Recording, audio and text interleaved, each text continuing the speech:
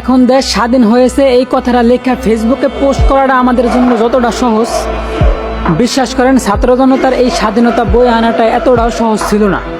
পুলিশের গুলির আওয়াজে দরজা বন্ধ করে ঘরের মধ্যে বসে থাকাটা আমাদের জন্য যতটা সহজ ছিল, বিশ্বাস করেন রাজপথে থাইকা নিজের অধিকারের দাবিতে জীবন দেওয়াটা ছাত্র ভাইদের জন্য এতটাও সহজ ছিল না।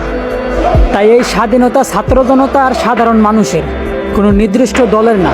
তাই ভুল করেও এই বিজয়টারে কোনো দলের নাম দিয়া পুরনো দিনের প্রতিশোধের আগুন দিয়া এই দেশের সার্বভৌমত্ব নষ্ট করবেন না। আরে ভাই, আমরা দেশের মানুষ একটু শান্তিতে বাঁচতে চাই, কোনো দল বা নোংরা রাজনীতির শিকার হইতে চাই না।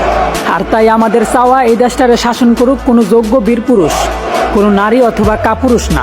আরও শৃঙ্খলা করতে পারেন যদি সাধারণ মানুষে আবারও রাজপথে দেখতে চান, কারণ এমন যুদ্ধ আমরা হাজারবার করব যতক্ষণ না এই দেশের রাষ্ট্রীয় ধর্ম হবে ইসলাম আর বিধান হবে আল কোরআন।